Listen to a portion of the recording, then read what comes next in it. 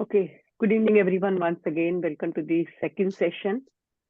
Before we move further, any questions or any afterthoughts after the first session or about the first session? Anything you wish to say or ask? You said you will mail the name of the book and some material. I think I have not received. I have emailed once again. I would request you to check. Maybe I don't think it should go to your spam mail, but if you could check your spam mail once again. I have emailed it, ma'am, to everyone. Do you want me to send the name of the book also? Yeah. If possible. Yeah, I'll share the book in the group. I WhatsApp will group? even share. Yeah. Sorry, Can you share it in the WhatsApp? I will do that. I will do that. I will also share the material also on WhatsApp so that you can, open the document. I'll do that. I after the session today, I will send that to you. Sure. Any other question or anything that you wish to ask or say?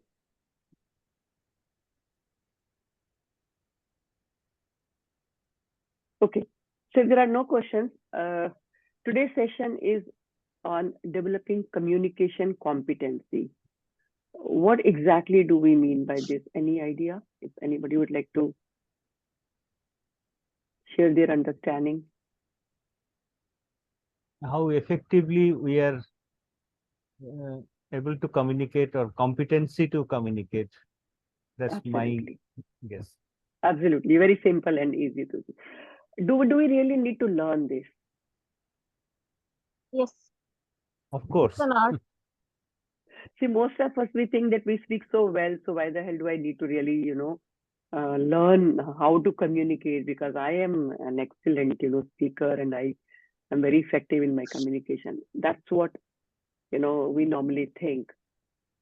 So this session is going to take your attention to very simple aspects of communication, which we sometimes either know, but we don't value them, or we don't know and we don't realize their importance and their impact on our communication.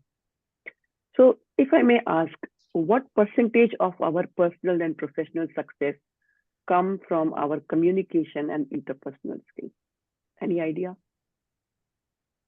I can't say percentage, but I can feel, and sometimes we discuss that uh, same thing becomes effective just by changing the mode of communication. Absolutely. Absolutely. Yeah, like Anybody else who would like to? Yeah, yes, sir, please go ahead. Yeah. yeah, like I remember our teacher, Dr. Venkateswamy. Mm-hmm.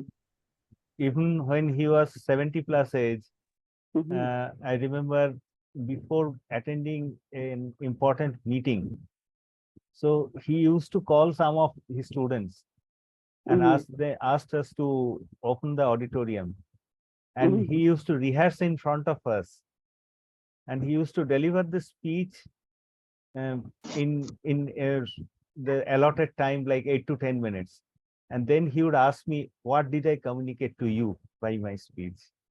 Wonderful, wonderful. That's so good. I think that kind of practice we all should do. But we normally go with the motion that I can communicate and I'm a very effective communicator. So as a result, sometimes we do well and sometimes we actually fail. But even if I talk about day-to-day communication with our patients, with our fellow workers, staff, patients, family member, and why only patient family member? Our own family members with whom we interact day in, day out. Can you believe that a study by Harvard says that 85% of our personal and professional success comes from our communication and interpersonal skills? 85%. It's such a huge number. So it's very important to understand what exactly makes my communication very effective. So since we are talking communication in context of patient handling, so we'll see two videos. One video, and these videos have been done by Indian doctors, so you will really be able to relate with them the way we normally communicate. I'm not saying that we all communicate in this manner, but then there's a lot to learn from these videos. And in the first video, normally how we communicate, and the second video is how we can make it better. So let me share my screen and show you the video. Give me a second to take you to the video.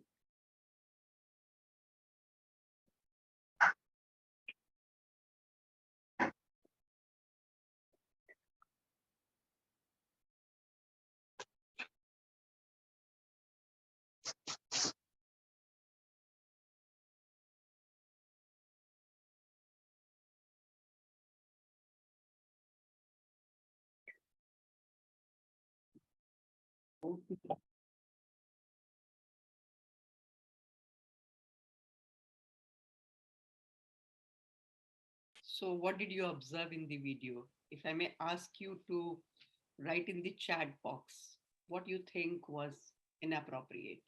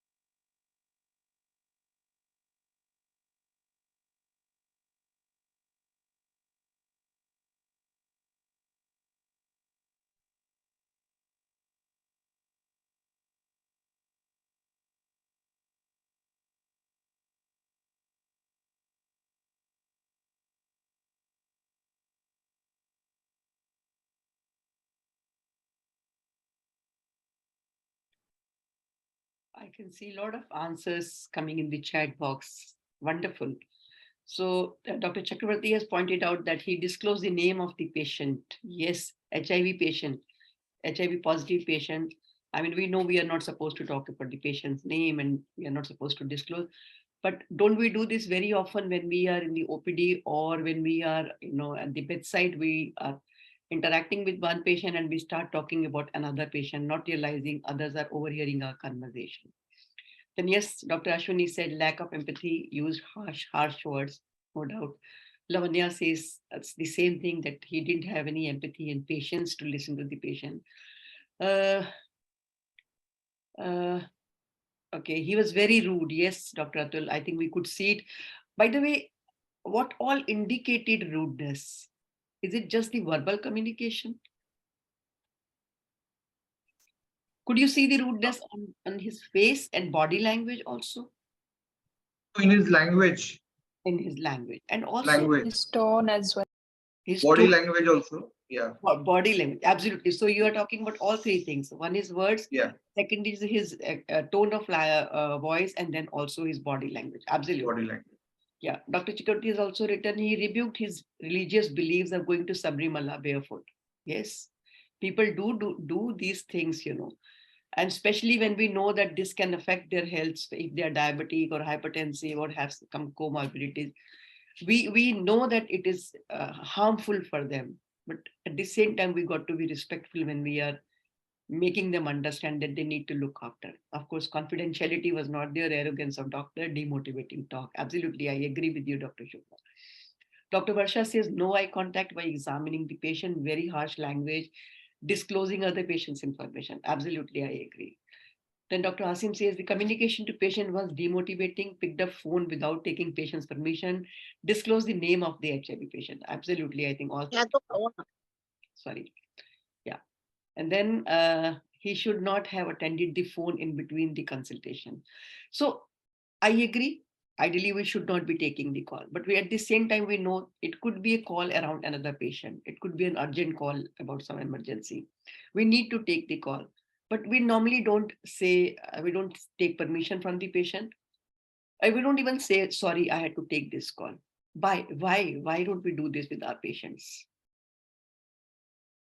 We take everything for granted. Absolutely. We take them for granted and we don't consider them equal. We don't consider our patient equal to us. We think we are more than our patient. So we have the right to treat them because they are at our mercy. They are here for treatment and we are obliging them by treating. So therefore we can behave the way we like. So clearly, I mean, we don't take them as equal. Of course, he did not seem interested, uh, though he was quite concerned. He was concerned about patient's health. He was very unhappy the way he looked after his food. But the tone of voice, the selection of word was not appropriate. Of course, no encouragement. So wonderful, I think answers have received from all of you. Yes, the whole video depicted a rude behavior, no eye contact, no smiling, no informal talk, not making the patient comfortable. How much time does that take, by the way, to make your patient comfortable? Few Building that, seconds. few Few, seconds. Actually, yes, few seconds. The moment your patient enters your room, if you make eye contact, look at them, smile, usually they will be saying you good morning, doctor sahab. If you just reply good morning, or if they have not said, if you say namaste baba ji, kaise hain, aaiye, wonderful, baithiye, and you offer them a seat, your building rapport has begun. And building rapport is the foundation stone of your therapeutic relationship with your patient. In first couple of seconds, the patient decides whether I want to come back to you or not. And we don't realize the importance of these couple of seconds. Honestly, if you ask me, you don't have to make any extra effort, but you have to be mindful that do I need to build rapport with the patient? The day we will value the importance of building rapport, we will make this effort unknowingly. We will not make any effort. This will be part and parcel of your communication with your patient. Of course, he was rude, he was impolite, he was uncourteous, he made mockery of patients' religious beliefs.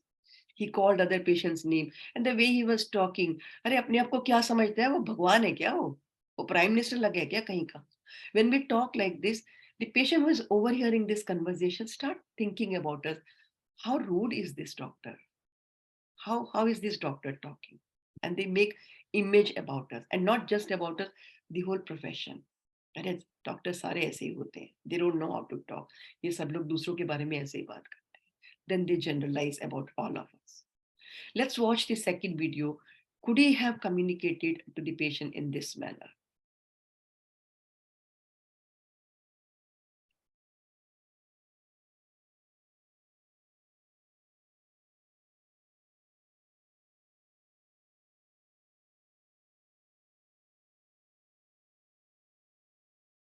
Next.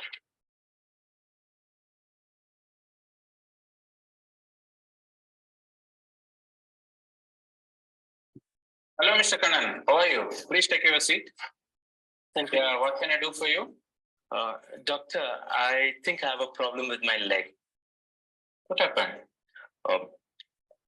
4-5 days back, I went to Sabrimala and I had to walk barefoot for some distance. Mhm. I'm very scared now because my leg is swollen and painful in the last 4-5 days. And I think I did a stupid thing by walking barefoot. Let's see what we can do. Good that you realize the importance of foot care. Meanwhile, how are your sugars? Actually, my fasting sugars was 140, but it was some months ago. I was feeling all right and I didn't do the HbA1c. It is so expensive, you know. It is expensive indeed, but it is so important to get the investigations prescribed by the doctors because otherwise it's very difficult to give the treatment, you know, and treatment may not work as well. Anyway, can I examine your leg? Yeah, sure. Sorry, sir, it was my mistake. I didn't do the test. Hello? Yeah? Yeah. Excuse me for a moment. Yeah. What's the name of the patient? So he doesn't want the CT scan, right? Yeah. Try to explain to him the importance of CT scan. Yeah. When I come for rounds, I will also tell him.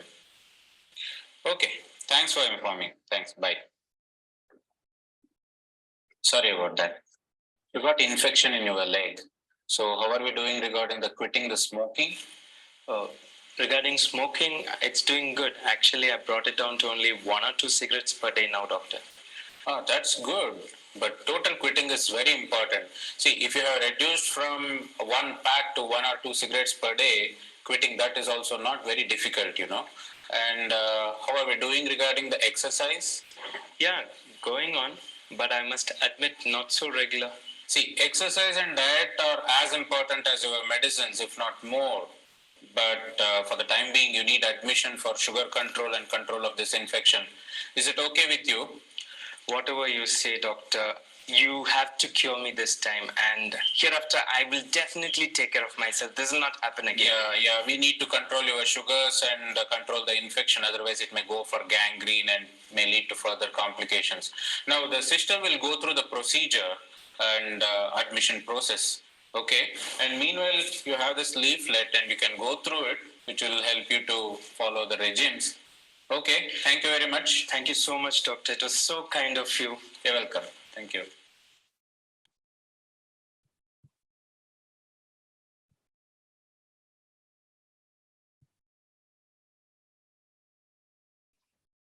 So I hope you could see the difference between the two communications. Patients may not come on time. They may not come for follow-up. They may not take their medicines on time.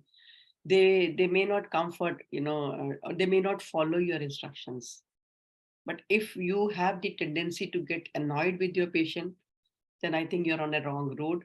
Because if you're handling, say, 70, 80 patients every day, if you are shouting at your patients, imagine at the end of the day, what will be the state of your own mental health.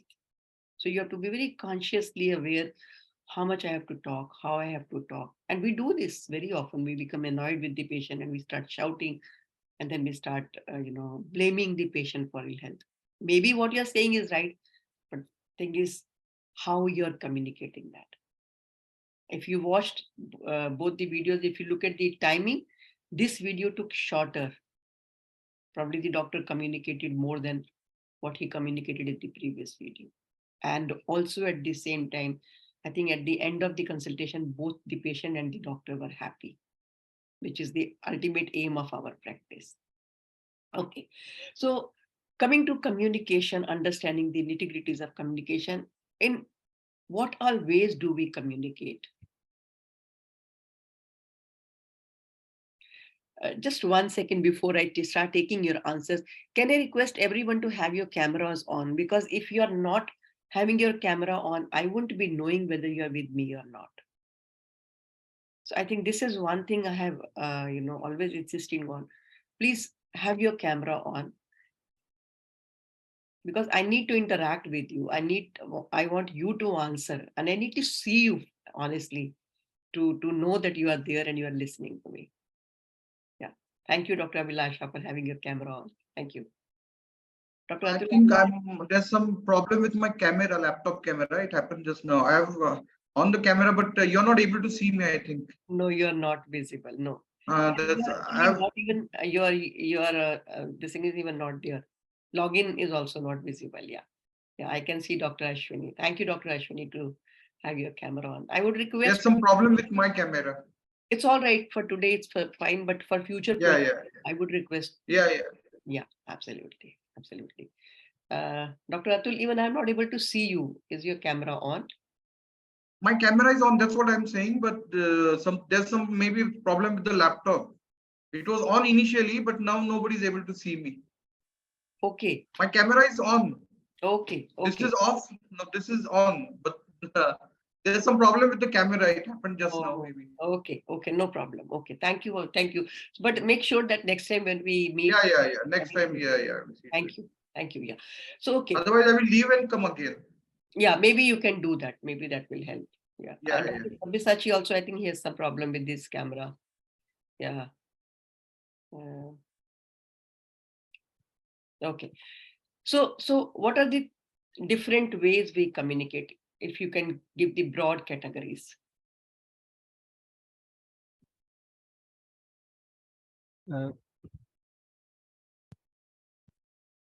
it is one is silent communication, that is eye contact, body language, that is silent communication. Wonderful. Another one is verbal communication. Another one is the written communication. Wonderful. So I think I'm getting the similar answers in the chat box also. Broadly, we can say there is verbal communication where we use words. Then there is non-verbal communication. These are two broad categories. In the non-verbal category, there are two parts. One is your paralanguage. That means how you deliver your words.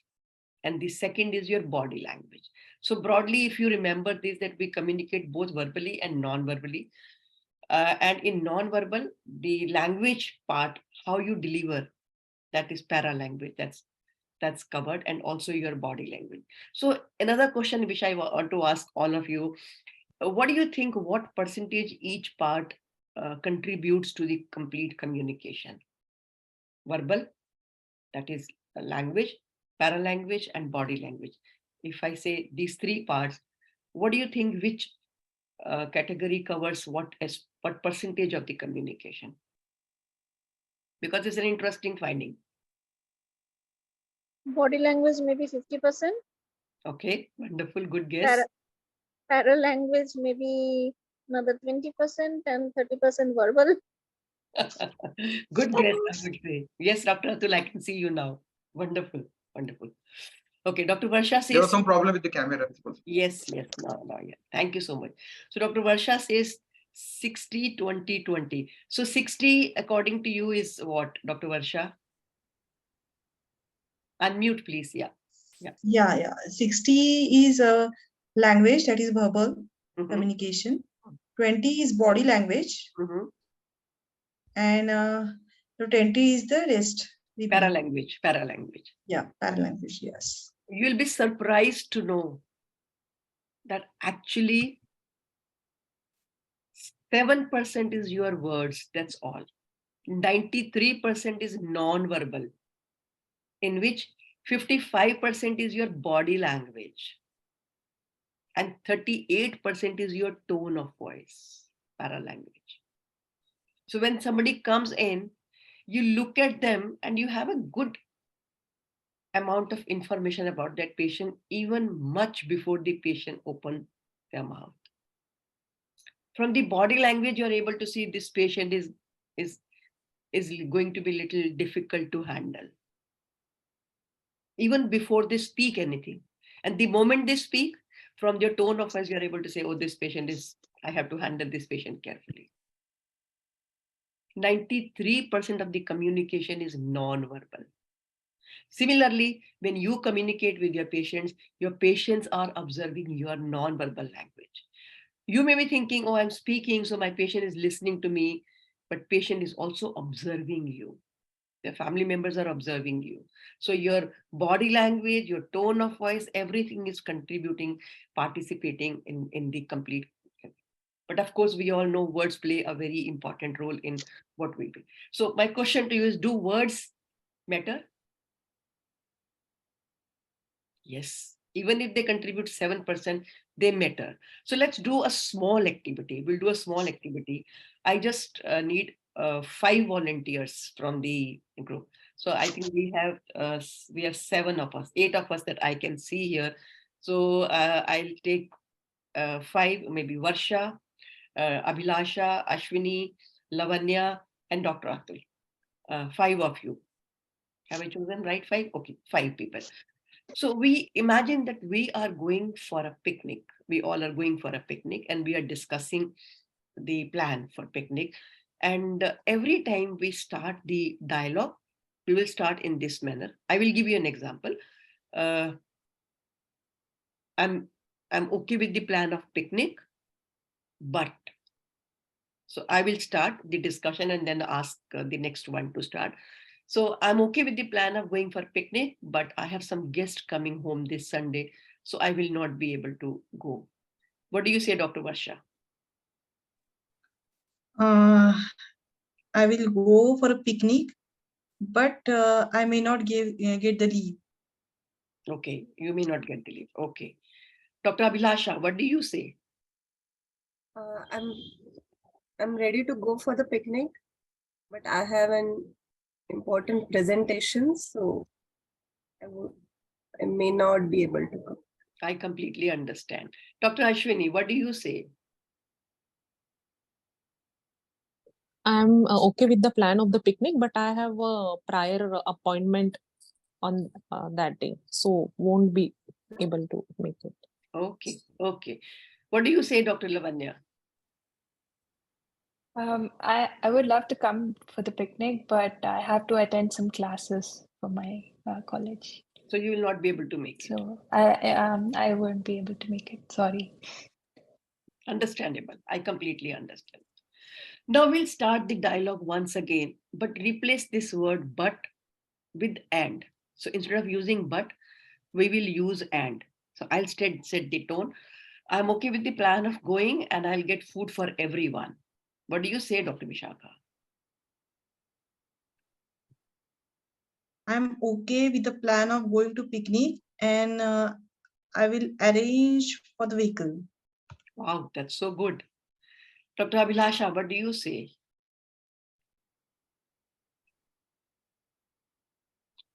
I'll prepare my presentation earlier. And I'll So you will be able to make it. And I'll arrange speakers. Wonderful. Excellent. Excellent. Dr. Ashwini, what do you say? So I'm okay with the plan of the picnic, and I will see around the venue or the site we are visiting, and will prepare with the plan to make it interesting, visiting various the sites there. Absolutely. Wonderful. Thank you so much. Yes, Dr. Lavanya, what do you say? Yeah, I would love to come for the picnic, and I'll plan some fun activities that we can do there. Wonderful. Thank you so much. So what did you observe, Dr. Mr. Sil, Mrs. Sil, and Dr. Atul and Dr. Chakrabarti? What did you observe in the two conversations? What difference did you see? In the first conversation, there was a lot of negativity. Mm-hmm. And in the second conversation, it was a very positive attitude. Wonderful. Thank you. Yes, Dr. Sil, what did you observe? Yeah, in the first one, there was negativity and there was some tricky way of answering the question. True. Not answering it directly. Absolutely. Absolutely. So avoidance, you could see avoidance. Yeah, avoidance. Excellent. Wonderful observation. Yes, Dr. Atul, what do you say? Yeah, I also thought the first conversation was on the negative side, as she already told. And the second conversation was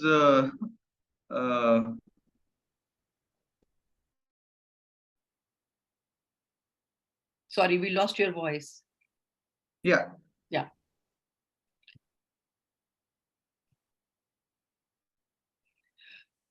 Sorry, we lost your voice, Dr. Atul.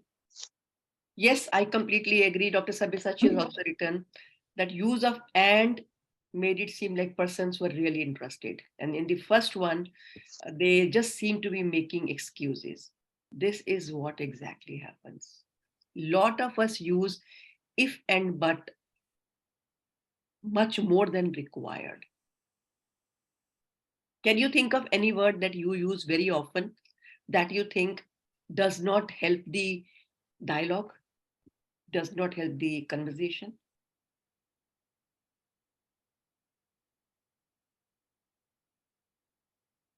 So I remember I had a senior when I was working in a government job.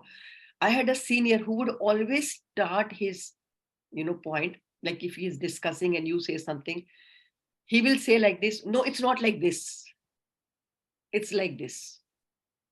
So his no and it's not like this would always give us a feeling that whatever point of view we will bring in, there will be a no for the first time. He may accept later, but that was his way of starting the conversation. A lot of us do this with our colleagues, with our juniors, with our patients. I mean, if the age gap is too large, sometimes we are very rude. दिमाग नहीं है क्या? समझ नहीं आता तुम्हें? कितनी बारी बताना पड़ेगा? ध्यान का है तुम्हारा? So we become rude and aggressive sometimes with our. Dr. Abhilasha, are you feeling all right? Is everything okay? Okay. I'm not able to hear you, and I mean, the way you were sitting, I felt you were unwell or something. Oh, no, I'm getting call from the hospital. Oh. They're in department, so I'm just telling them. Okay. Okay. Thank you so much. So the thing is, please make sure that what you say, you know the impact of it. Small words like, but this can't happen. And you will see people will look for hurdles. People will look for problems. This is a very common error we do. What other common errors do you think we do in our verbal communication with our patient, with their family member, with our colleagues, with our juniors? Can you think of some words or something that we often say?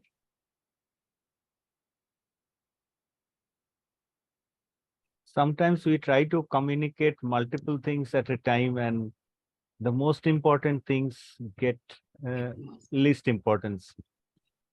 Because we have not put it in an order that it should go. So here I think, I don't know if you have heard of that escalator speech. Have you heard of that story? No. Escalator speech. So I don't know how far this is true, but then this communicates a wonderful message. So somebody was called by Ratan Tata for a project, discussion. Wonderful. Dr. Sabyasachi has admitted something very interesting. He's written, with my juniors, I use tu, which I believe is inappropriate. Thank you, Dr. Sabyasachi, for accepting this. Lot of us use tu for our juniors. There was a time this tu word brought us and our juniors together. But today, honestly, they don't like. I ask all of you, if you are addressed tu kar le, tu chali ja, tu aaja, do you think you will be happy listening to this word? Honestly not, but a lot of us use this for our juniors, especially for staff who are kind of, and help support staff, or cleaning staff or security staff. We are sometimes not very courteous with them. We are not very respectful towards them. Okay, so I'm coming back to the Ratan Tata, this thing. So somebody went to talk about his project. He was called by Ratan Tata. He was waiting outside, but Ratan Tata got busy. His meeting went on and on. Then he had to catch a flight. So he was in hurry to leave. He really, apologized to this gentleman that I'm sorry I asked you to come, but I don't have time and I'm going, out of the town. But I have around 5 to 7 minutes from here to my car. If you can tell me about your project, and if I like your project, I will be, I'll be happy to help you, but I need to first understand your project. So this man, who had come with great preparation, with lot of stuff, lot of, presentation and data and information, he knew that he just has this one chance to meet and present his work to Ratan Tata. But he was so well prepared for it that in those 5 to 7 minutes, that's why it's called escalator speed, because it was the time that took from the escalator to the car. So he put his thoughts in such a beautiful manner that at the end of the presentation, Dr. Ratan Tata said, "Done. I'm okay with your project. We go ahead." So I agree with Dr. Asim. Lot of you must be struggling when it comes to presenting in the CME or in any annual conference, and when you are given 8 minutes, 7 minutes, 6 minutes. Seasoned people, I'm sure by now, Dr. Sela and Dr. Atul, you may be doing it very well, and Dr. Vilacha, you all must be doing well. But then in the beginning, I struggled a lot. Whenever anybody said that, come to conference and we want to invite you and we will be just giving you 8 minutes to talk, I would say, in 8 minutes, it's not possible for me. But then when I started turning down, and I realized that you will not get more than 8 minutes to talk about the topic that you want to really, really propagate. I worked like Dr. Asim, you were talking about your senior in Madurai. I did this. I wrote my script. I recorded my script. I timed my script. And if it was 10 minutes and I knew I will not get more than 7 minutes or 8 minutes, I would cut down my content, make it what is most important, and then present that. And that's an art. I think each one of us should know. Each one of us should know, because we need to remember what I really want to communicate. So even with patients, especially in very high volume OPD, You will struggle with this.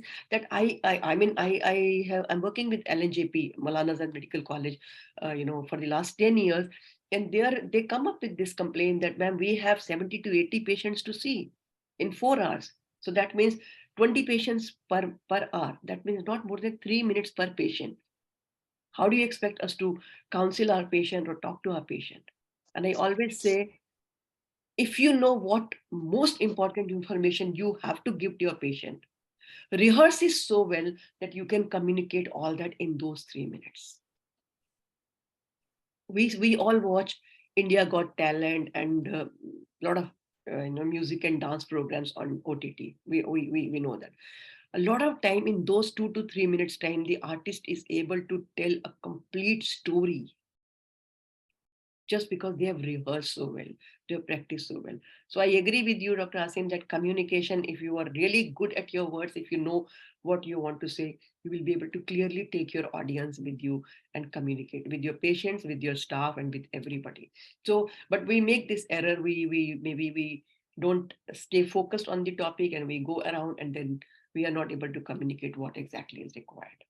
Another error, if you have observed, that we do often is when we are talking to our patient, we use a lot of technical jargons.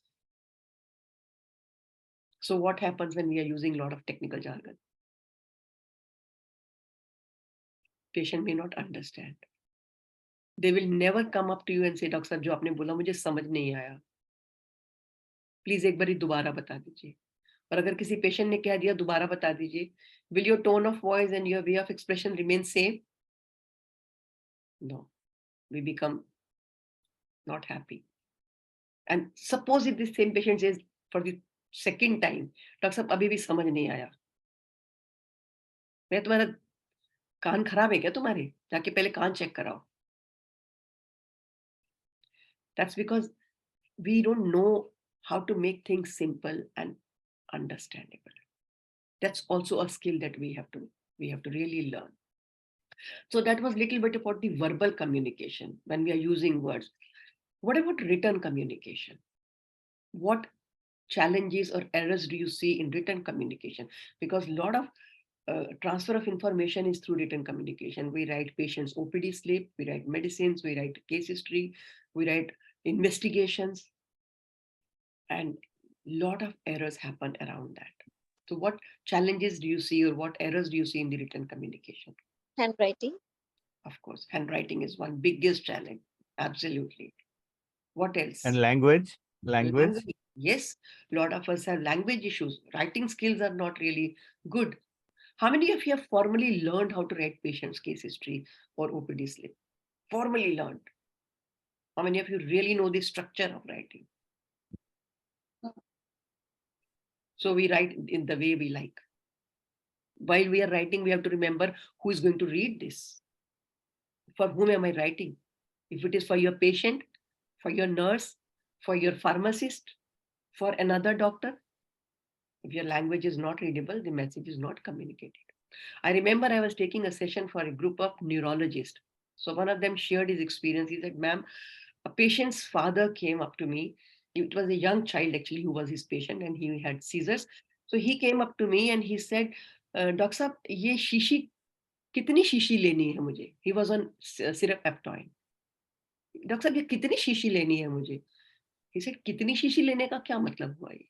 He said, आपने लिखा है 100 ml सुबह, 100 ml दोपहर को, 100 ml रात को. तो मैं तो रोज की 3 शीशी दे रहा हूँ इसको. और ये कब तक चलेगा?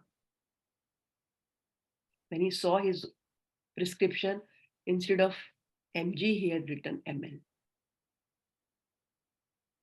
Most of the errors are prescription error because of handwriting.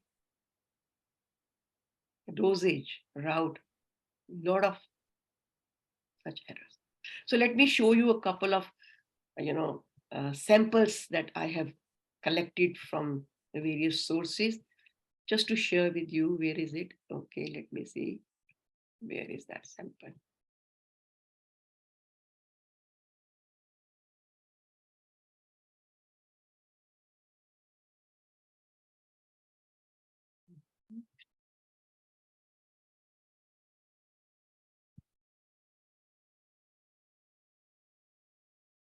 I hope you can see the screen.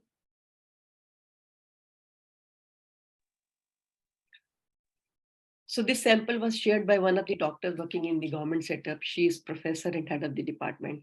She said, look, this is what one of my resident has written. What error do you see in this? What is it, by the way? What document is it?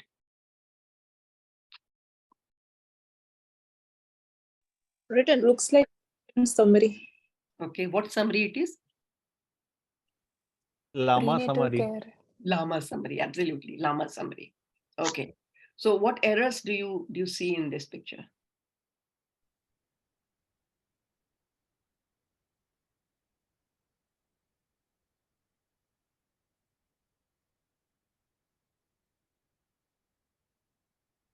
No error?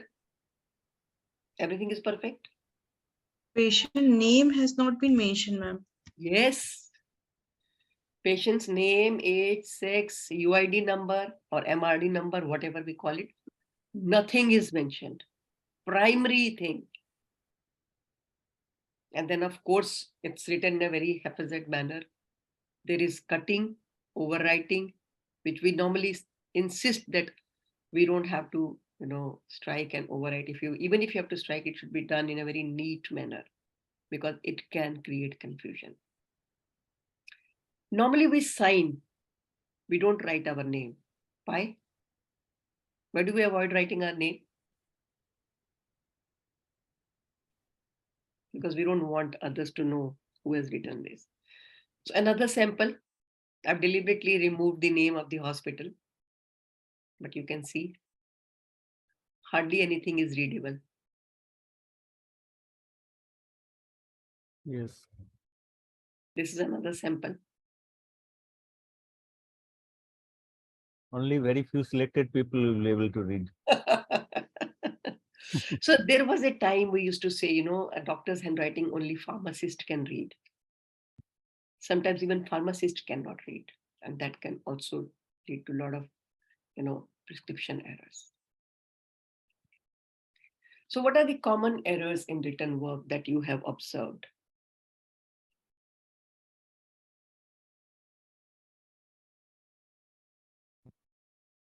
Actually, prescriptions are made for the patients to follow. Exactly. So when they will understand it fully, then only they will be able to follow follow the advice of the doctor. Absolutely. So first of all, we even hesitate writing the exact diagnosis a lot of time, because probably either we are not very sure, or we think if somebody reads and define diagnosis wrong, I would be, in trouble. So they would not write things very clearly. So illegible handwriting, use of abbreviations, especially non-standard abbreviations. Overwriting is very common. Done but not documented. This is another common challenge. And especially, in indoors, a lot of time you will see they will do something for the patient, but they will not, write it. Then documented but not done. Nurse has gone to give injection to the patient. Patient was not on bed. Maybe patient had gone to toilet or had gone for some investigation. She would come back and keep this syringe or medicine on side, saying that, okay, I'll go and give this. Then patient comes in and she'll just sign done. A lot of time you will see actually patient has not received the medicine, but it is documented as done.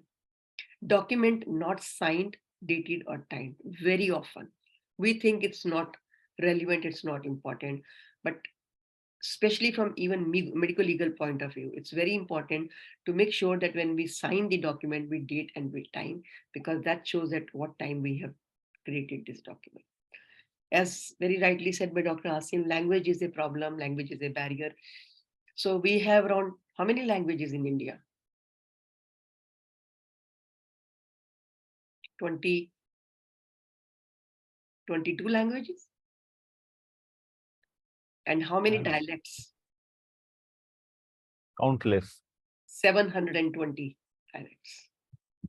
So you can well imagine the errors we can make in writing. And of course, poor writing skills. Because we have not learned this in a formal manner. We assume that everybody who becomes a doctor would know it, or everybody who is a nurse would know it. I think we all need to learn the right way of writing in the document. Now, coming to the language part, we have talked a little bit about language part, but talking about the para-language part. What is para-language? What is para-language?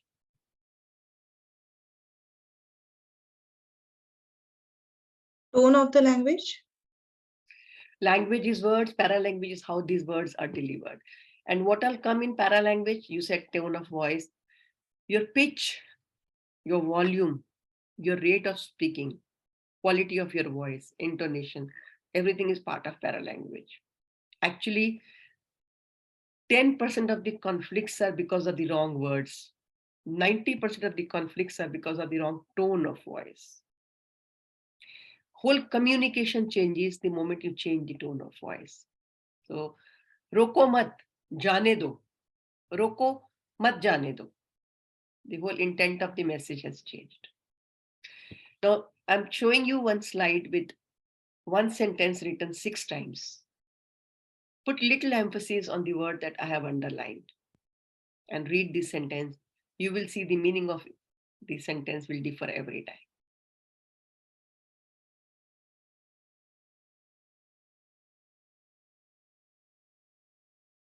Could you see this? Yeah. So, what common errors we make in the tone of voice when we are interacting with patients, their family members, or even our fellow colleagues? What common errors do we make? Write in the chat box. I think that will give you an opportunity to express more. Yeah.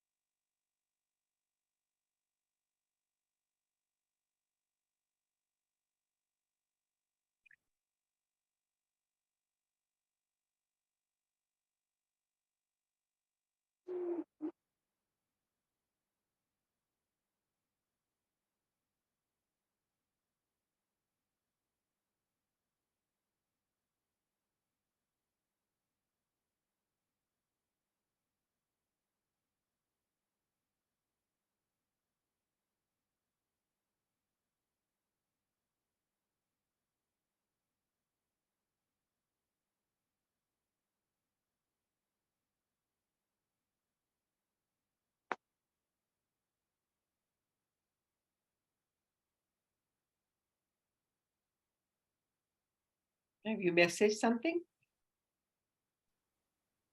Oh.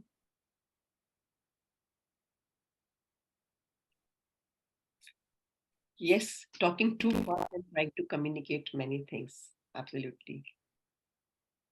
We stress on the wrong things as we explain an adverse event in great details without concentrating on the benefit of the procedure. Giving thrust on the most important words. Yes, monotonous speech, absolutely. Mumbling, absolutely. Stressing on one particular word of this sentence. And we use very high-pitched tone while talking with juniors or staff, especially when we are angry. I think this is a very important point, Dr. Varsha, that you have brought in. A lot of time when we use wrong tone of voice, we appear aggressive, intimidating to our staff, and they feel bad about it. In general, in public dealing, I think we have to remember certain tone of voice are inappropriate. For example, if you are sounding unfriendly, be it with your patients, their family member, or your staff, If you're sounding unfriendly, they are not feeling comfortable with you.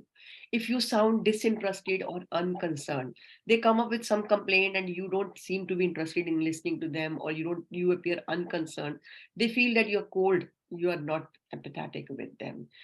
If you're inconfident or underconfident, patient will not have confidence in you. They will feel that you do not know your subject, or you are not sure of what you're doing. If you are rude and authoritative, people will distance from you because they will be scared of your anger and your rudeness. So they will avoid you. And of course, if you are aggressive in your tone of voice, again, that will put your patients off, put their family members off from you. They will not be comfortable. They will not talk to you. So in public dealing, especially when you're dealing with your patients, their family member and your staff, it's very important to remember that you have to sound friendly.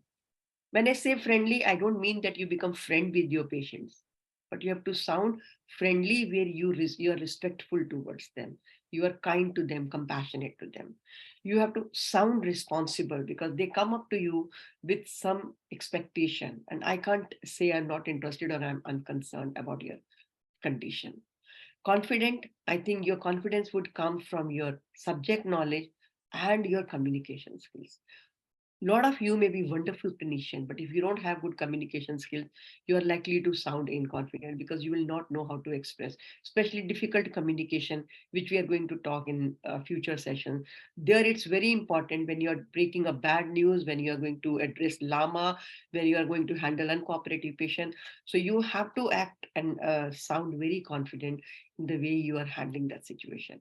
At the same time, you can't be rude and authoritative. You need to be soft, polite, courteous, respectful with your patient and with your staff. So, for most of the communication, assertion is one skill that will help you. We are going to talk about assertion in detail, and you're going to really enjoy this topic when we will talk, because this is going to change the way we communicate. And once we learn this, I think this will bring a sea change in our relationship with people. This is one skill each one of us should know. Please remember, inappropriate tone of voice can trigger extreme reaction leading to violence.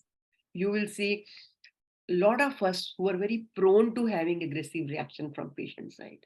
We normally blame the patient for being aggressive, but some of us have a tendency to argue with the patient or use loud voice or shriek with the patient or raise our voice. There the chances of violence, aggressive reactions are higher. So very mindfully, we have to make sure that we don't sound aggressive and rude with the patient. When I say we don't have to sound aggressive and rude, I mean that you can assert, you can communicate what you want to say. You need to be soft, but at the same time, you should be audible. A lot of us, when we communicate, we are not even audible. Again, that's not a good communication. We speak in a manner that the other person is not able to understand anything. That's unhelpful. So we have to make sure that our, voice volume is audible, comprehensible. Only then it would make a good communication. Like mentioned by Dr. Sil, speed of talking can be a big challenge. What challenge do we normally see with people with their speed of speaking? Do you have any experience with this?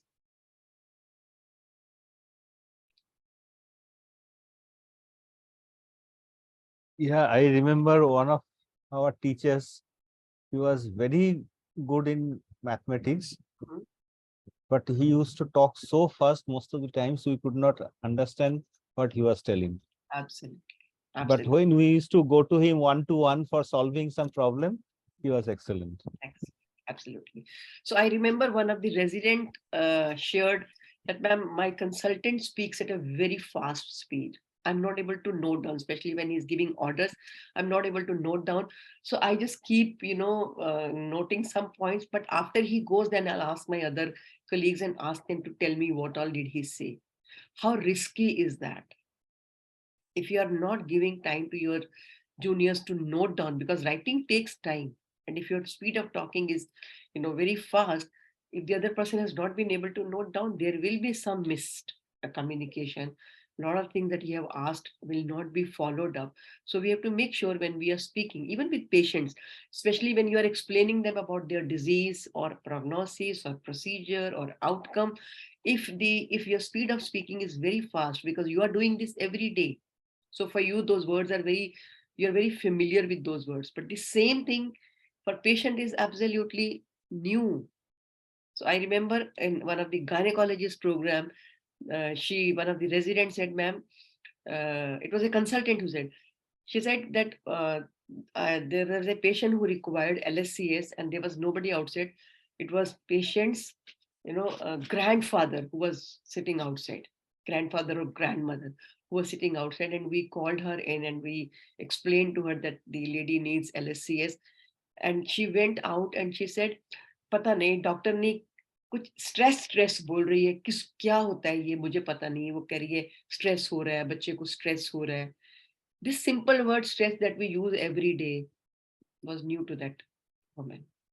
So very often the vocabulary that we use or the speed that we use is not appropriate, and that causes missed communication. This is one thing we are going to talk at length.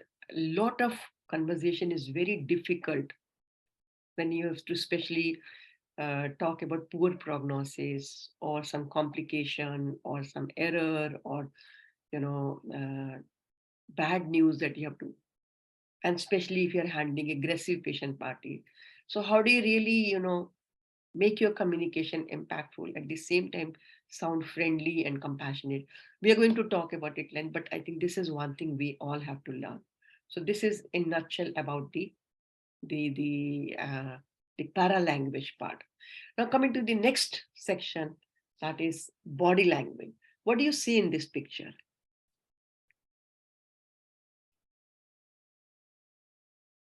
He seems to be very aggressive.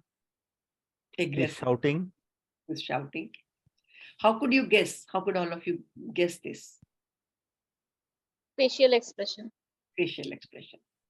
He's screaming at telephone. Yes, absolutely. He's screaming on somebody. So, as I said earlier also, 55% of our communication is through our body language. You must be reading your patient's body language. But please remember, your patients are also observing your body language. The way we stand, the way we sit, the way we interact with our fellow colleagues, patients and public is observing. I remember in one of the sessions, one of the consultants shared her concern. She said, a lot of time, my residents, they would sit on the table in the doctor's room or the nurse's station, and they'll be chit-chatting with them in emergency department. And they'll be laughing and they'll be discussing about, food, khana kahan se mangwana hai, uska khana bahut acha hai. In emergency, a lot of time patients are very serious and some patients are really, in a very bad condition and about to die. In that environment, if our communication and our body language communicates that I'm not affected by my surroundings, it really communicates a very wrong message. So we have to be really mindful of the way we conduct ourselves in public. And when we talk about body language, it's everything. And trust me, actions speak louder than words. We think that people are not noticing, but they are actually noticing whatever we are doing. Let's do a small activity to understand that actions speak louder than words. So I hope you remember that nursery rhyme that we learned long ago, and some of you are very young, you may be remembering it. If you're happy and touch your nose. If you're happy and touch your ear. So we'll do this activity together. Everybody please come in, have your camera on, be visible to me. I need that feedback coming from you. When I look at your facial expressions, I get to see, are you really liking it? Are you enjoying it? Are you listening to me? Are you with me? So keep giving me this feedback. Otherwise, it becomes very difficult to, talk on a virtual session and be sure that you are being heard by your audience. Okay, so we'll just do one small practice session and then we will do the activity. Okay, if you're happy and touch your nose, be with me, and you have to clap also, please. I'm taking you to your childhood. Okay, if you're happy and touch your ear. If you're happy and touch your chin. Clap भी करना है साथ में, ठीक है? और हम थोड़ी जल्दी करेंगे. If you're happy and touch your nose. If you're happy and touch your chin.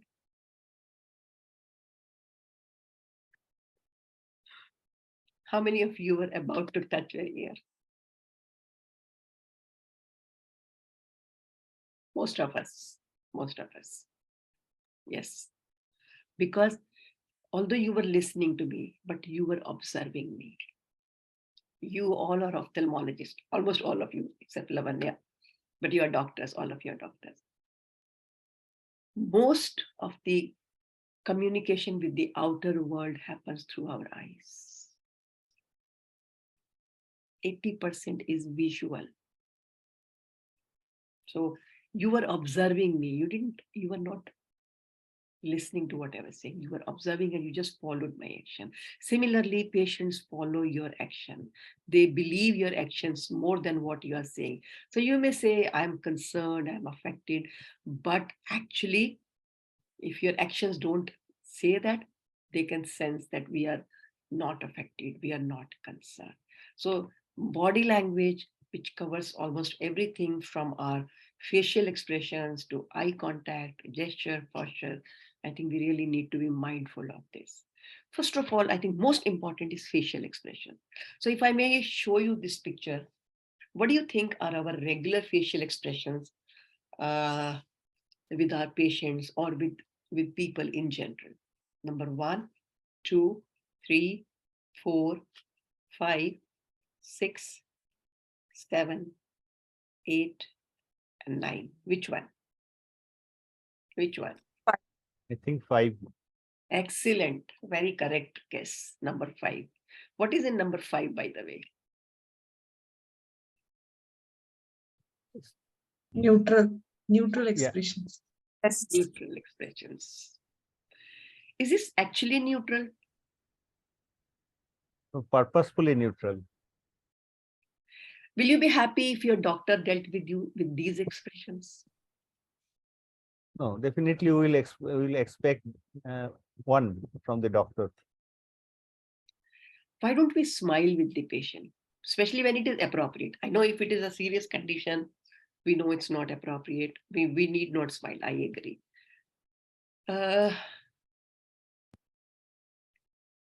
Why don't we smile? We sometimes feel that if I smile, patient may ask for more things. Patient might demand. Absolutely. I completely agree. Dr. Sabyasachi has written twice, don't ask me anything, don't ask me, sorry. And Dr. Asim, you also pointed out the same thing.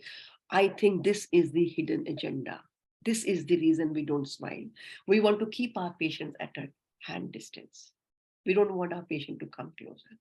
Some of you may say that we know patient is in serious condition. If we smile, the patient might think we are not affected by the patient's illness. I think we are all intelligent not to smile when it is inappropriate.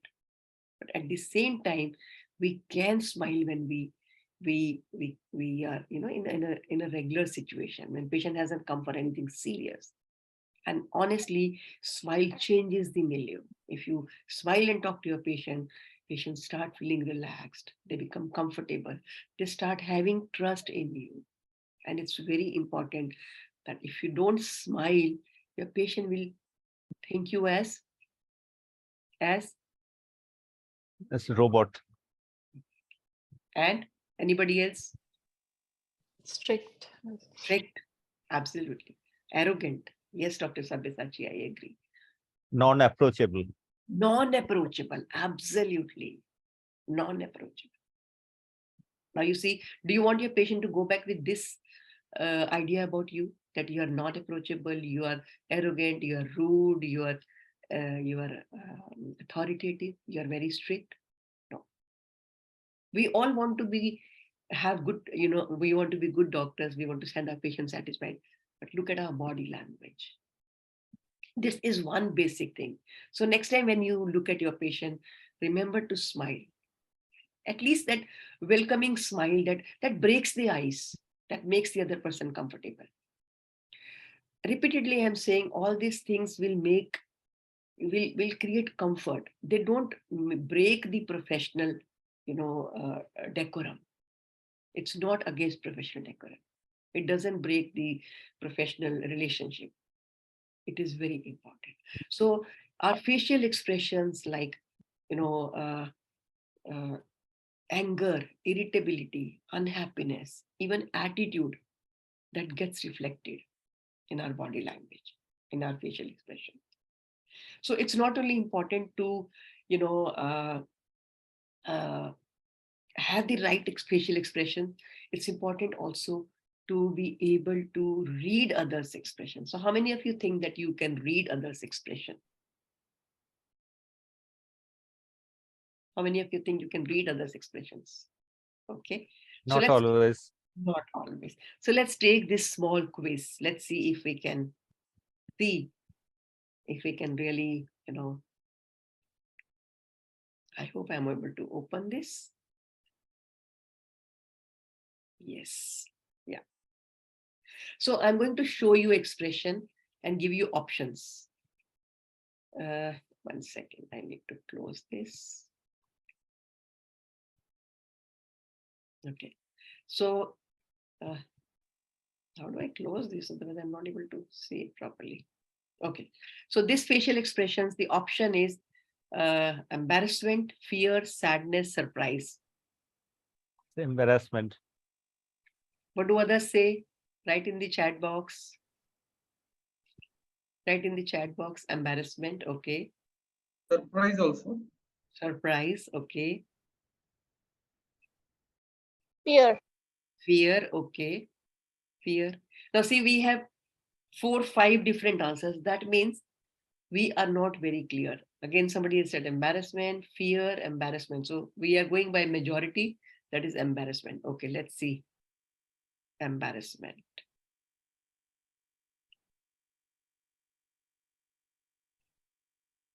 Incorrect. The answer is fear. So Lavanya and Dr. Subra, I think you said fear. Am I right? Yes. Okay. So we'll take the next one.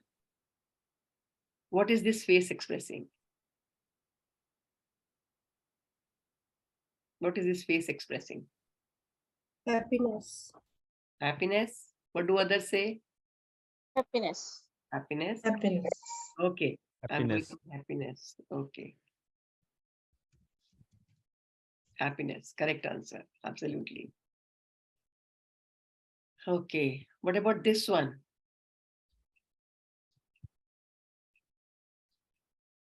Anger. Disgust. Disgust? Anger. Anger. Anger? Okay. I go for anger. Somebody has written disgust. I go for disgust. Disgust. Disgust. So majority is disgust. Yeah. I will go for disgust. Okay. Disgust. Okay. Submit the answer. Okay. Incorrect. Answer is anger. So what about this one? Embarrassment, sadness, amusement, shame. Amusement. Amusement. What do others say? Embarrassment. Embarrassment. Okay. What do others say? Embarrassment. Embarrassment. So okay. I'm going with embarrassment because majority of you have said embarrassment. Okay.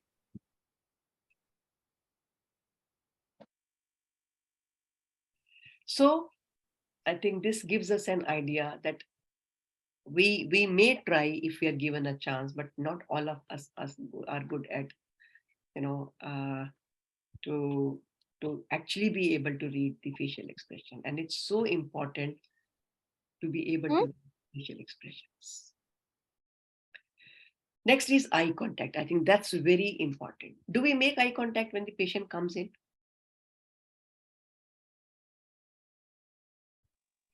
Do we make eye contact when we are doing something and somebody is standing on our head? Do we sometimes deliberately avoid making eye contact when somebody is standing on our head? Yes.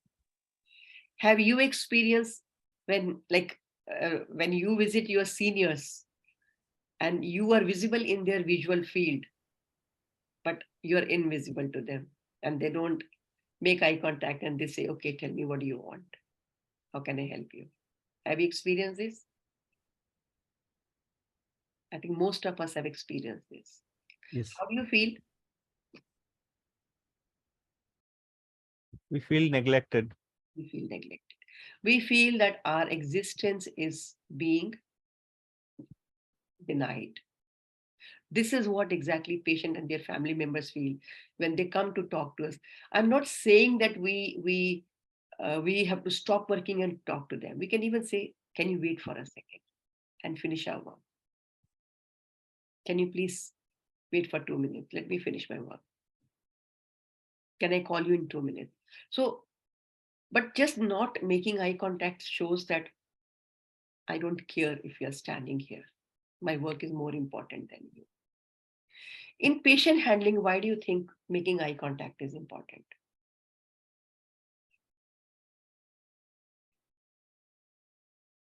Because that is the prime business. Patient has come to me for their for his or her problem. Absolutely. And we are supposed to heal it. Absolutely. And if we made eye contact, what all can you actually observe? Whether the patient is understanding what we are saying. Okay. And patient's expectations. Okay. And what we are suggesting, whether the patient is going to accept it. Absolutely. What do others say? That is rapport building with the patient. Of course, when you make eye contact, that shows that you are welcoming the person. Okay. What do others say? What more can you observe when you are making eye contact? We also observe that the patient is listening carefully to us. That the patient is listening to me, agreeing with me, accepting what I'm saying. Absolutely. A lot of time when patient is saying something and you make eye contact, oh yes, Dr. Sabyasachi has written what is patient feeling. Yes, very true. It's very important to also understand severity of pain. Patient सच बोल रहा है, झूठ बोल रहा है, घबरा रहा है, डर रहा है. All that you can observe if you make eye contact. Of course, very rightly said by you, when you make eye contact, it communicates your concern for the patient, compassion for the patient. You are trying to build rapport with the patient. So making eye contact is very important in healthcare. It's very, very important. What is the protocol of making eye contact? Any idea? For how long should you see? And where all can you see? Any idea? No. So in a personal relationship, it is okay to look at the eyes and below the eyes. But in a professional setup, it's always a good idea to look at the eyes and then look above the eyes. Because the other person will feel uncomfortable if you look below the eye. And other thing that we can remember is look at the person for 2 to 3 seconds and shift your focus. Please don't stare and don't look from head to toe.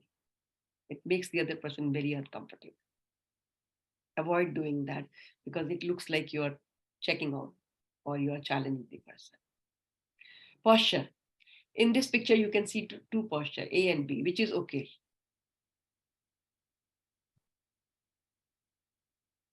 Both are not acceptable. Both are not okay. I completely agree with you. Both are not okay because in posture A, the person is looking very Casual. And in posture B, bossy. Very closed, bossy, absolutely. So the right posture is when you slightly lean forward. That shows that you are focusing, you are with the person, you are trying to align yourself with the person, and you are interacting with a lot of interest and attention. Another important non-verbal communication. Do we touch the patient? Sometimes. I think in ophthalmology, we really need to touch it, especially when you're going to do the fundus examination. So you have to touch the patient. You have to make the patient move his or her hand so that you are like, yahan haath karo, wahan haath karo. We make them do that. So what have you experienced when you touch the patient for the first time? How do patients react? Are they comfortable? If they are being seen by an ophthalmologist for the first time, sometimes they are not comfortable. But if they are familiar with ophthalmic examination, then most of the times they are comfortable. Absolutely. Especially young adults, especially female patients, they may not be very comfortable when you touch them for the first time.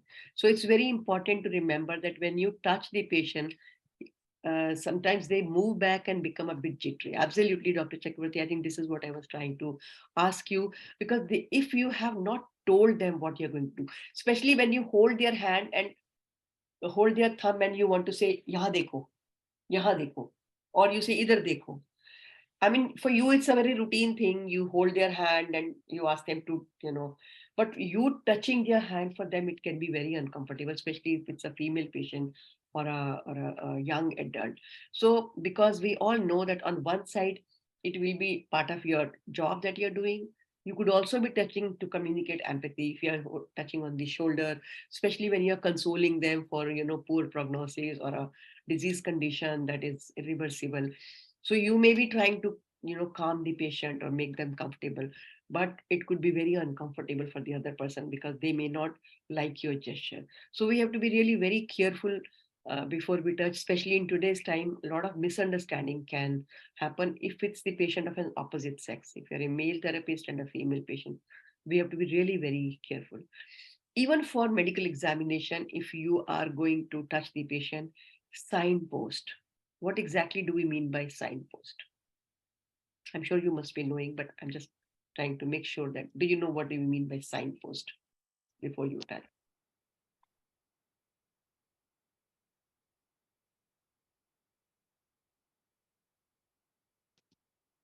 No, I don't have any idea. So signpost is informing the patient that this is what I'm going to do. For example, if you're going to do the fundus examination, and you're going to go closer to the patient and you say कि मैं अब आपकी आंख को अंदर से देखना है और इस औजार से इस मशीन से मैं देखूंगा या देखूंगी, मुझे आपके पास आना पड़ेगा और I'll have to touch you. Is it okay? We normally think patient who has come to the OPD and we have implied consent from the patient. A lot of time we say we have implied consent from the patient. कि patient अगर दिखाने आया है तो patient knows that I am going to touch you. Implied consent, your patient does not know. So this has to be verbally communicated. 99.9% of the time when you say, मुझे आपकी आंख को देखना है, मुझे पास आकर देखना पड़ेगा, and I'll have to touch your face. Is it okay? 99.9% of the time they'll say, okay, okay. But when you inform them, they get prepared. They know what is going to come next, especially if they have come to the eye clinic for the first time, or ENT clinic, or dental clinic, or even to a physician. So seeking permission before touching verbally is very important, and that gives an opportunity to the patient to say no if they want to say no. I remember one of the physician, I think, or it was a radiology department, I don't remember. So he said that a patient went to the ECG room. Usually ECG technicians are male. Now, of course, we have mixed, but earlier I remember it was usually male technician. So he did ECG for this patient, and this lady came out and told her husband about the procedure. He was really very annoyed that why didn't you inform us? Why didn't you seek permission from us? He literally went holding the technician's neck. He would have killed him the way he was annoyed had others not intervened and stopped him. So giving that one chance to the patient to say no is very important, because you never know, somebody might blame you tomorrow for touching inappropriately. Now another body language part, that is hand movement. What hand movements do you think are inappropriate? Can somebody show me in your camera? Inappropriate hand movements you have seen doing, or sometimes you have done and you felt that it was not appropriate. Can you think of? उधर चले जाओ, आप इधर आओ, अंदर आओ, आप बाहर जाइए. Do we do that? Yeah, No, we no, have no, seen no, no. people doing that. No, like that. No, Shaking no, no, no, hands. shaking hands. Yeah. So a lot of time our hand movements are very, derogatory, very disrespectful. We have to be really very careful. Especially, please don't point to the diseased body part. I've seen ये वाली जो आपकी आंख है ना, and they'll touch also. ये वाली जो आपकी आंख है ना, इसमें रोशनी नहीं आएगी. Is pointing and touching frequently irritates the person. So we have to be careful. We can do it in different ways, but pointing and touching, or आपके यहाँ पे तकलीफ है, आपके लीवर में तकलीफ है, आपके यहाँ तकलीफ है, and then pointing out to that body part, it's not considered good. Sometimes to tell, I can't help you if you do like this, what can I do? It's a very unhelpful gesture. One should always avoid. When you stop somebody and you want to say, chup ho jao, bas karo, bahut ho gaya, zyada mat bolo. Again, it's disrespectful and it can come out as derogatory. We have to be very careful in this, hand movement. So this was a little bit about the body language part. Now, who do you think this person looks like?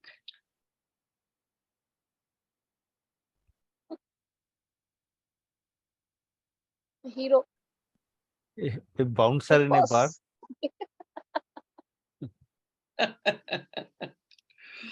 Wrestler, Dr. Chakravarti says wrestler.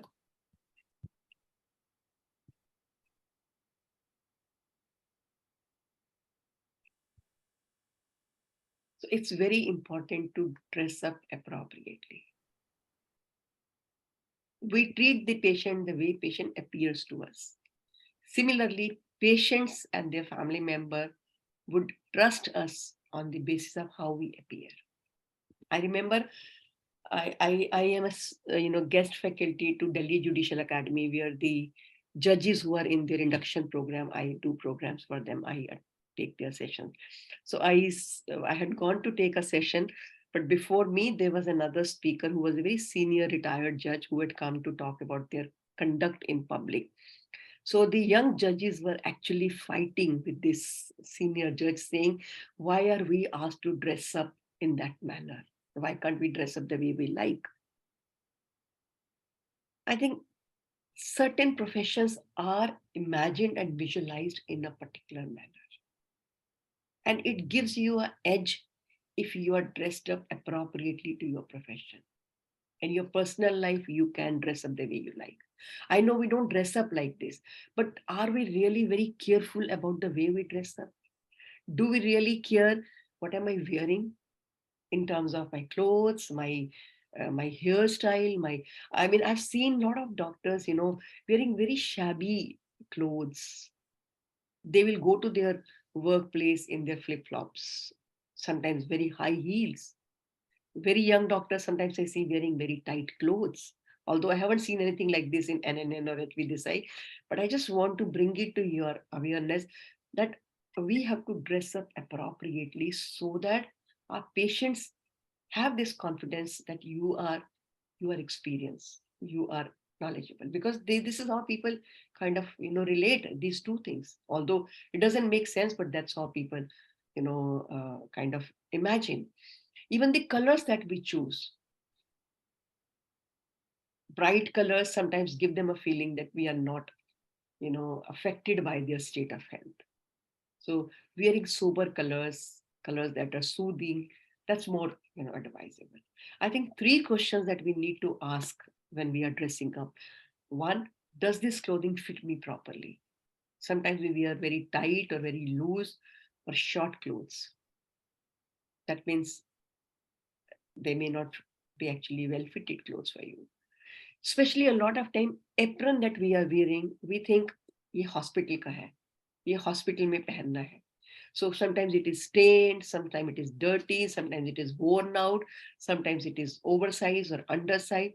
We don't care much. But I think this one apron we have earned with lot of hard work.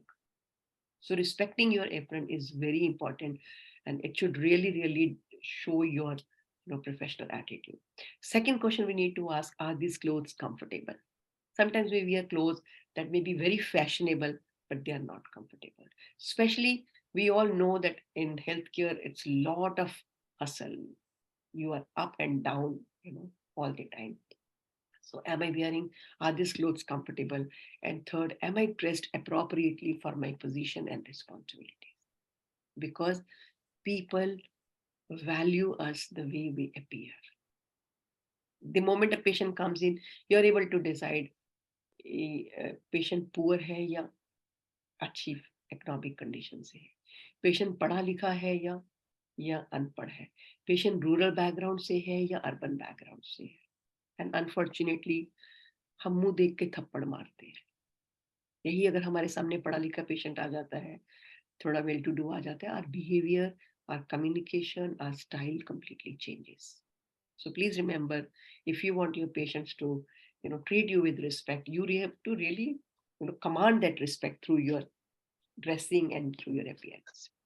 Another important aspect of, non-verbal communication is personal space and privacy. I think this is very important. Again, in ophthalmology, this is very important because you have to go closer to the patient to examine your patient. But we all carry a bubble around us. We like that bubble to be respected. So how much distance do you think is safe in general with the patient? How much distance should we maintain with the patient? See, when we are seeing patients in the slit lamp, we are very close. But for other situations, I feel it's a handshake distance. Yes, very right. So that means approximately 2.5 feet distance in general is okay. If the patient is sitting on the side of the table or opposite the table, it's perfectly all right. But of course, when you are going to, examine your patient, you have to, go closer. Again, when you're going to go closer, please signpost. Please seek permission. This will really make your patient comfortable and also give them a chance to say no if they want to say, because we have to give, we talk about autonomy. This is one very fine aspect of autonomy, where patient can say no if they don't want to be checked closely. If they don't, especially in certain religion, in certain culture, women don't like to be examined by male doctors. They are okay as long as you're talking to them, but if you go and touch them or if you want to examine them, they may not like young women. So we have to really make sure that are they okay with the idea of being examined closely. Another important aspect of communication, respecting patient's privacy and confidentiality. So this one picture I've received from one of my participants of the earlier program. Can you see in this picture who all are there?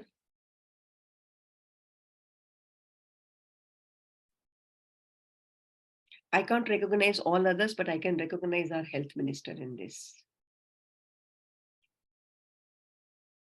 Imagine the way we have put the patient on the table and how all of us are looking at the patient. I think we need to respect patient privacy. We need to remember that they are human beings like us. Patient's information is confidential. We are supposed to handle with care, share only with people who have to do with the patient's treatment. Can I ask a question in this respect? Sure, sir. Most welcome. Yeah, in ophthalmology, live surgery is very common. But sometimes I was also asked to perform live surgery in some conference, but personally, I am against it because I would not have been like to be operated by somebody who will be narrating my condition and doing the surgery. So how do you feel about it, that live surgery? See, if it's a practice, you do or you don't do, that's your choice. That is one thing. So your like or my like is not going to decide. But yes, if I'm going to do it, I need to inform my patient and seek permission. I need to tell the patient that your case is very, typical or very rare case or something that others want to see me operating. And I'm going to showcase it live, and others from different part of the country or even out of the country will be observing this surgery. Are you okay with the idea? Do you have any questions about it? Is there anything that you want to know more? If the patient says, I'm okay, I'm fine with this. And if you are comfortable, if you are okay with the idea. But if you are not okay, the patient is not okay, then it's not a good idea. So patients' rights have to be respected at every point of contact. If we treat the patient as equal, I think we'll always remember to respect patients' rights. Problem is, we take patients for granted. We hide information. We don't give them complete information. Of course, now we have started, hiding patients' identity. If you see the previous books and previous this thing, not only the various body parts, the private parts of the patients are being exposed with the, now we are understanding that patients, are uncomfortable and they can also sue us for sharing our funding.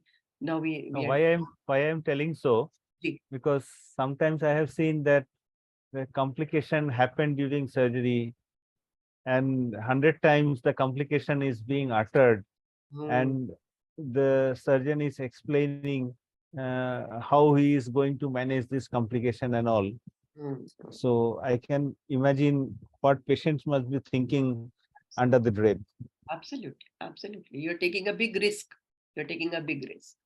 And you're, making your patient uncomfortable and unnecessarily exposing the patient to anxiety and tension, which you can deal later on otherwise. But in this situation, you're already informing the patient what is happening. Now, most of the times what happens when we face complications, every surgeon will have some sort of complication in their career. So when we face complications during surgery, we try to remain very quiet and tell one or two. I was about to say this. I think I was about to say this, that there is no need to narrate the complication. You complete the case, and maybe after you completing, you can, talk about the case and then take others' point of view. You can be quiet at least for the patient's welfare. Yeah. I think that's a very good idea. I agree with you completely. So what I'm trying to say, another important part, I think in eye care, this is very, very important, valuing patient's time. A lot of time we make the patients wait. We put, we dilate the eye and we do something. Sometimes it is a genuine wait. Sometimes it is not a genuine wait. Sometimes we just make them wait because we have something more important to do. So we say, okay, dawai dal ke bitha do. Patient will not be knowing antibiotic dala hai, lubricant dala hai, ya actually dilate kar rahe hain mujhe. But we have to remember that patient's time is equally precious. They travel a long distance to be with us. They lose their daily wages, because most of them, especially to hospitals where they're coming, like if they're coming from a poor background, they are daily wages. They lose their daily income. Then somebody comes, some companion comes with them, even their day work is lost. So we have to make sure that we value their time. Don't make them wait unnecessary. And also, if you can reduce the number of visits, that will be really wonderful. Try to accomplish as much as possible in single visit so that their number of visits can be reduced. It could be even a management process. It could be your own way of functioning that you need to reorganize to make sure that the patients, when they go back, most of their workup is done in one visit, or minimum number of visits, I may say, so that you and patients really feel very thankful when you say, okay, I don't want you to come again for small thing. If you can wait for an hour and get these things done and then go. So even your OPD hours, your functioning of radiology, pharmacy, lab can be reorganized to minimize the number of visits and also reduce the waiting time. It will be a wonderful idea. This is something we can work on. And then the whole concept of the verbal and non-verbal communication that we have talked here is that display of respect and care at every point of contact. So it's not just the doctor who needs to be polite, courteous, cordial with the patient. The nurses, the security staff, the parking people at the registration counter, lab, pharmacy, optical, every point we have to train them they should know that the whole setup is for only one person, and that is patient and not me. We all are working here for one person, and that is patient. So patient is the VIP, but we ill-treat the patient the most. We take them for granted. So certain non-verbal behavior that we do when patient is talking to us, we start looking away, we start staring, we look sarcastically, we close our eyes, we use unpleasant tone to snub them, to quiet them, or we start doing something. We may start playing on phone, or maybe busy messaging, or may start writing something on the case sheet, or in a way we indicate that I'm not listening to you, or I'm not interested in listening to you. I think one golden rule that I can recommend to all of you is, please don't give the behavior that you don't like to receive. If you feel bad receiving this behavior, your patients also feel bad. Respect them as equal,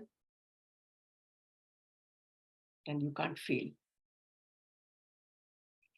So this is in nutshell about this topic. There's some more points to be covered, but I will not go further. We will cover them in session 3.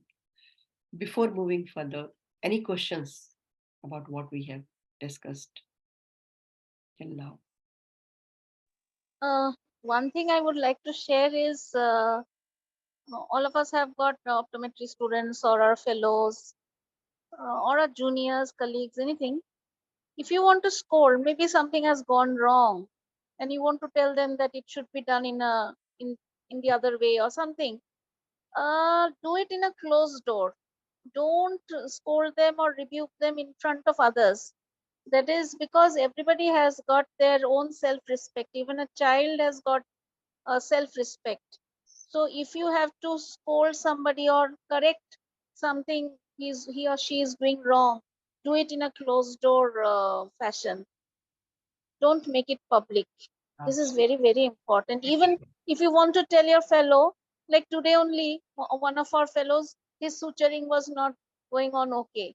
I was not happy, but I just kept shut. After he came out from the OT, I made it a point. See, I have corrected your sutures, stitches, but henceforth we have to practice. And so, if I tell him in front of all the sisters and all the optometry students, he will feel bad. So this small decorum has to be practiced Absolutely. in the hospital. Absolutely. Wonderful input. How many of you have read that book, 1 Minute Manager? Has anybody read that book? 1 Minute Manager? It's a very small PDF, 60, 70 pages. It's written by an excellent author, very renowned author. I think Hershey, Blanchard and Johnson. I think they are the co-author of this. I'll share the PDF in the group. It would take just an hour or two, but it will really give you wonderful guideline of how you handle your team members, because ultimately by virtue of your position you are handling people, you are handling staff, you have a lot of people working under you, and you want to align them with you. And if you shout at them or find fault and disrespect them, you are not aligning, rather they'll actually alienate from you. So, but that one book will give you in very brief manner, it will give you 4-5 steps that you need to remember when you're managing people. I'll share that book with you in the group. Yeah, nicely said. If you respect others, you will get back more respect. You have to respect all your staff members. Absolutely. I think appreciation is the only way to correct the person. Yes, not scolding. Not scolding. Not scolding. Yes. Appreciation is the only way. But we think that because this is coming from that old school of thought where we saw our parents being strict and authoritative with us. It worked when they were doing this because children were of different genre. But today's generation, if you ill-treat them, if you're rude with them, they would not say you anything, but they will just part away from you. Even here in families also we see children not being happy with the parents. They will not spend time with their parents, they will not sit with them, they will not talk to them, they will not share their concerns also, because they are scared that parents are going to shout or find fault or dictate them or be authoritative. So I think the whole thing that we are learning is equally useful in our personal life also. We can apply in our this thing. Any other question, any other comment if anybody wants to make?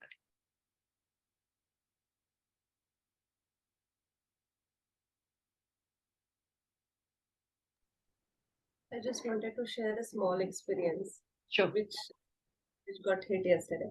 So, right nowadays, we are planning for interior design of our home.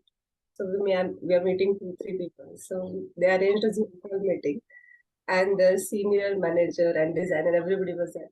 For 10-15 minutes, as you said, jargon, they were just pushing all the words and this number of, so every field is advanced. So they have number of granites and designs and hard boiled and everything. And I was just thinking, oh my goodness, this is the way we bombard our patient with our ophthalmology. And let me tell them one more time that consider that we are laymen in your field. And very good example. I think very good example.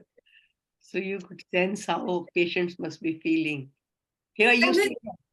Us like hard boiled this wood, that wood, and I was like, okay, this is the way we go because that is the routine for us. Yeah. This is the surgery, this we are doing. So very often I give this example when you travel by air, the flight attendants, when they give, instruction for the belt and for the mask, now of course they are showing you on the screen and you can see they are doing it slowly and they re-emphasize. A lot of time when they are speaking, they're hardly audible.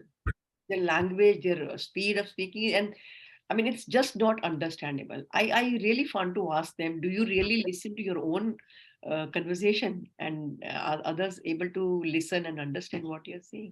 Actually not, very honestly, actually not. But I'm glad that you shared this experience, and that really shows that we need to, really slow down and go down to your patient's level if we want them to understand. This is what I'm trying to do with all of you. Communication otherwise is a very dry subject being covered by your epidemiologist in your college time, if I'm not wrong. But I'm trying to let me share another example of communication. We knew one very senior monk of Ramakrishna Mission. He passed away recently. He was a great orator.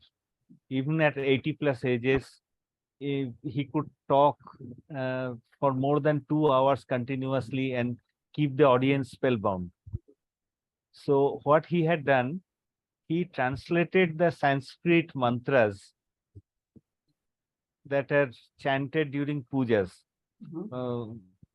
for the students of the school where he used to teach. So he felt that when they are offering prayer to the gods and goddesses, they are just doing it mechanically without knowing the meaning of it.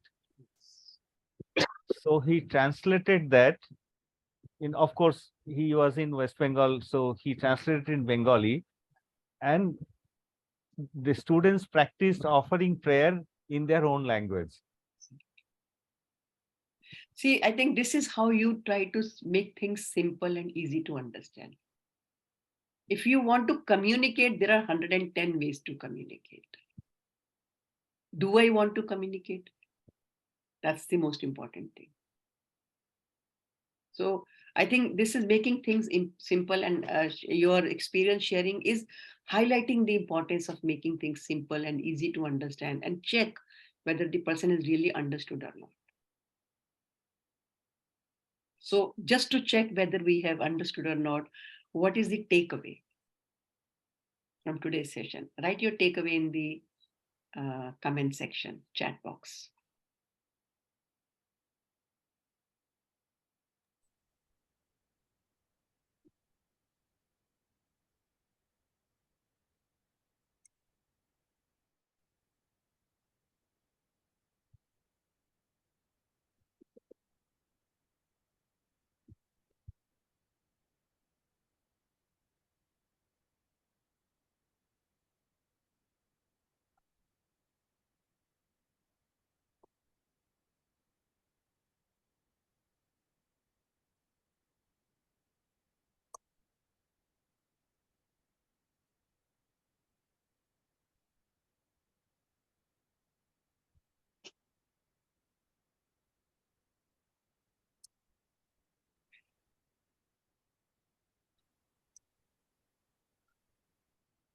Body language is more important than what we say. Absolutely. Patient is actively participating in the treatment process. Yes, we have to remember this, and we have to actually increase their participation. More they become participative, more chances of complying and following your instructions. Along with clinical knowledge, communication is equally important. Absolutely. The 6 core skills that a clinician should have, communication is one of them. Incidentally, in our country, we are still learning this in a hard way, but actually it's one of the core skills being taught across the world in their regular program. Verbal communication plays major role in communication. Absolutely, I agree with you. Dr. Atul says to have good body language, good tone of voice, good eye contact, and should be carefully listening to the patient. Absolutely, Dr. Atul. I'm going to cover this in the next session, but thank you for bringing this here because attentive listening is very, very important. Proper communication in verbal and non-verbal form, along with ideal facial expressions and body language is must. Yes, I think at least now we are aware 3 things we have to remember. One is selection of words, second is tone of voice, and third is our body language. If I can remember this, I'll make sure that we are, looking after all 3 parts of communication. Absolutely. Thank you so much for your. Okay, Dr. Ashwini has written, we as professionals should seriously look into our communication skill, which includes body language and tone of voice. Absolutely. I repeat once again, 85% of your success comes from your communication and interpersonal skills. All of you may be equally qualified, equally knowledgeable, but still all of you will not be equally successful. Those of you who have good communication, good interpersonal skills, you know how to team up, how to cooperate, how to get people on board, you will have much more successful journey than all others at home as well as in your personal professional life. Thank you so much. Just some comment ma'am, from my Sure, side. sure, please. Wonderful. Thank you. So I've shared feedback form. Actually,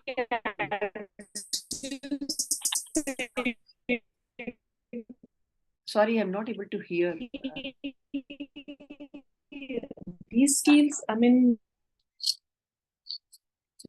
Dr. Ashwini, I'm not hello? able to hear you. Yeah, please. I'm not able to hear you. Can you? Hello? Yes, please go ahead. Yes. I just wanted to share that communication was never a part of our education, like our undergraduation, also post graduation. So mainly it is focused on more on the scientific learning, the content, and the patient learning. Actually, they should include this communication part as well on serious note in the curriculum. They should think of including all this in the maybe undergraduation and post graduation at level. Just an thought. Especially, you will be happy to know that 2019 they have revised the curriculum, and they have introduced a module called ATCOM module, that is Attitude, Ethics, and Communication module. So from year 1, now medical students are exposed to the right attitude, right communication, and also ethics for the profession. Because I think we are very rightly pointed out that if it is not part of the training, it's not going to be visible in our conduct. But I'm glad that you are taking the responsibility of attending this program, because this is going to open your mind to the understanding that these skills are very simple, easy to learn, but they are very, very powerful skills. Thank you for bringing that up. Thank you. Thank you. So I've shared the feedback form. Please go ahead and share, complete the feedback form.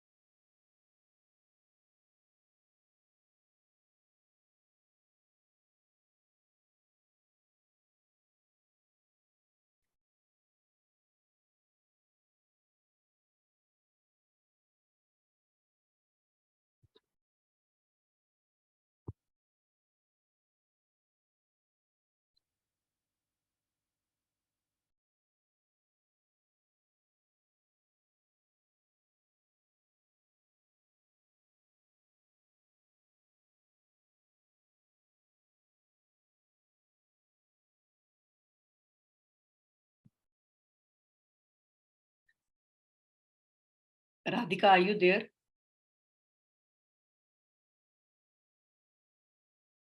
Yes, ma'am. Yeah. So please make sure that everybody is attending at your hospital. And Dr. Sil, if I may request you to make sure that your doctors are attending the program, if you can speak to them. Right. Sure. I think Dr. Snehal had some family emergency at her place, so she's in another hospital. She tried to attending with the video, I mean without the video, but I think there might be some emergency, so she had to go. Yeah.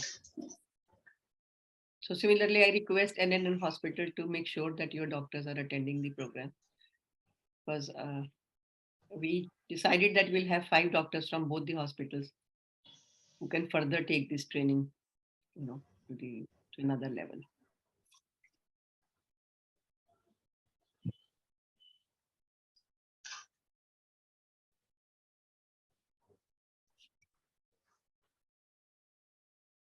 I forgot to, in the ground rules, I forgot to mention this, that you can take tea, coffee, water, anything during the session, because for too long hours, sitting, becomes difficult. And I don't give break also, because I want to use every minute of our time. So, but you can take tea, coffee, water, juice, anything that you want, because it's after a full long day that you sit and listen. So I've received 7 responses as of now. Anybody who is still writing?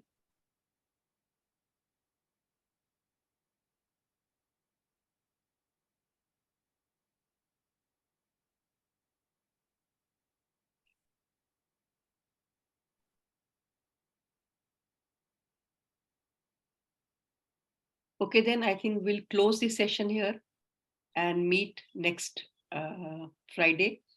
The topic of discussion will be little different from these topics that we are holding. Session 3 and 4 will be about designing program.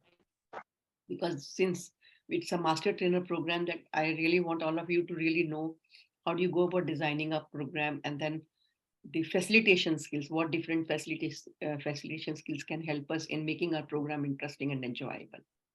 So read whatever you can, have your questions ready about it, and let's meet. So do we have these presentations, the ones you were teaching us? So these presentations normally I don't give, because they are not required. I give the content and I give the YouTube recording of all these sessions.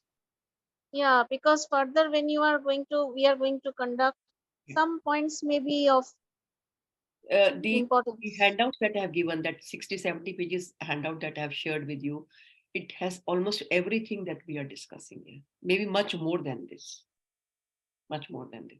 And if you can get hold of my book on that, Fundamentals of Clinical Communication, that also covers a lot of stuff that we are discussing here. Okay. Thank you. Okay, thank you so much, everyone. Thank you. Bye-bye. God bless you all. Thank you. Thank you so much. Thank you, ma'am. Thank you. Thank you, ma'am. Bye. Thank you, ma'am. Thank you so much. Bye-bye.